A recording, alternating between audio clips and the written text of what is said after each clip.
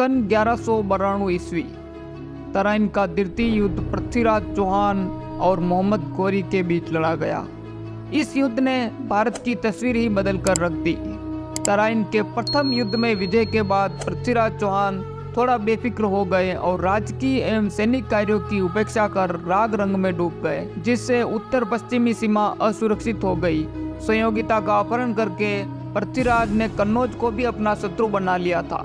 दूसरी तरफ मोहम्मद गौरी तराइन के प्रथम युद्ध की पराजय से काफी दुखी था। वह एक वर्ष तक सैनिक इकट्ठे करने व आक्रमण की तैयारी करने में जुटा रहा और आखिर में लाहौर और मुल्तान के मार्ग से होते हुए वापस उसी मैदान में आ पहुंचा जहां उसे 1191 ईस्वी में करारी हार मिली थी। हसन निजामी लिखता है कि गौरी वापस भारत आते हुए रास्ते में लाहौर पहुंचा तो उसने अपने दूत कायम उल मुल्क को पृथ्वीराज चौहान के पास भेजकर यह संदेश भिजवाया कि वह इस्लाम धर्म या गौरी के दीनता स्वीकार कर ले। पृथ्वीराज ने प्रत्युत्तर में यह कहलवाया कि उसे अपने देश लौट जाना चाहिए, अन्यथा उसकी भेंट युद्ध स्थल में होगी। गौरी इस चौहान शासक की ताकत समझता था। पृथ्वीराज के पास विशाल सेना थी। फरिश्ता के अनुसार पृथ्वीराज की सेना लगभग 3 लाख थी, इसलिए गौरी पृथ्वीराज को छल से जीतना चाहता था। अतः गौरी ने दोबारा अपने दूत रुकनुद्दीन हमजा को पृथ्वीराज के पास भेजकर कहलवाया कि मैं तो अपने भाई का सेनापति हूँ और युद्ध की अपेक्षा संधि को अच्छा समझता हूँ, इसलिए मैंने एक दूत अपने भाई के पास भेजा है। जो ही उसका आदेश प्राप्त हो जाएगा मैं वापस गजनी लौट जाऊंगा। पृथ्वीराज ने गौरी के दूत की बात पर विश्वास कर लिया। पृथ्वीराज तृतीय जालोर के शासक समर सिंह, मेवाड़ के सामंत सिंह व दिल्ली के गवर्नर गोविंद राज तथा अपनी थोड़ी सी सेना के साथ तराइन के मैदान में पहुंचा। एक तरफ पृथ्वीराज की सेना संधि के भ्रम में रात भर आनंद मनाती रही, दूसरी तरफ मोहम्मद गौरी ने अपनी 40,000 अश्वारोही सेना को 10-10 हजार के 4 दस्तों में विभाजित कर चारों दिशाओं से राजपूत सेना पर आक्रमण करने का आदेश दिया।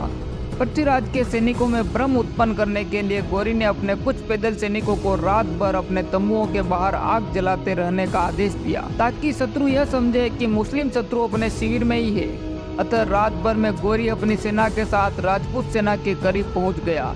गौरी की सेना आक्रमण के लिए तैयार थी। सुबह जब राजपूत सेना शौच आदि कार्यों से निवृत्त होने के लिए बिखरी हुई थी, तभी तुर्कों ने उन पर आक्रमण कर दिया। इस अचानक हुए हमले से राजपूत घबरा गए।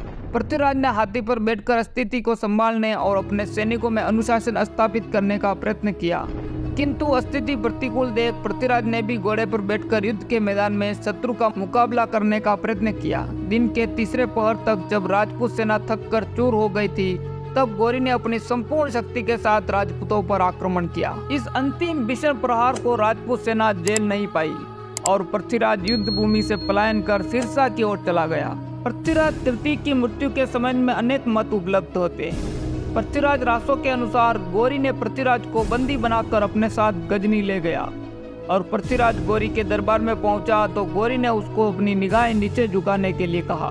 पृथ्वीराज ने अपनी निगाहें नीचे नहीं झुकाई तो गौरी ने उसकी आंखें फुड़वा दी। उसी समय पृथ्वीराज का दोस्त चंद्रबरदाई फकीर के वेश में अपने दोस्त से मिलने गजनी गया। उसे यह पता चला तो वह काफी दुखी हुआ। चंद्रबरदाई अपने ग्रंथ पृथ्वीराज रासो को कलर्ण को सौंप गौरी के पास पहुंचा तो उसे कहा कि सुल्तान पृथ्वीराज शब्द भेदी बाण चलाने में निपुण है, अतः आप उसके शब्द भेदी बाण चलाने का तमाशा देखिए। गौरी से चंद्रबरदाई ने कहा कि वह इसके लिए तैयार भी कर लेगा।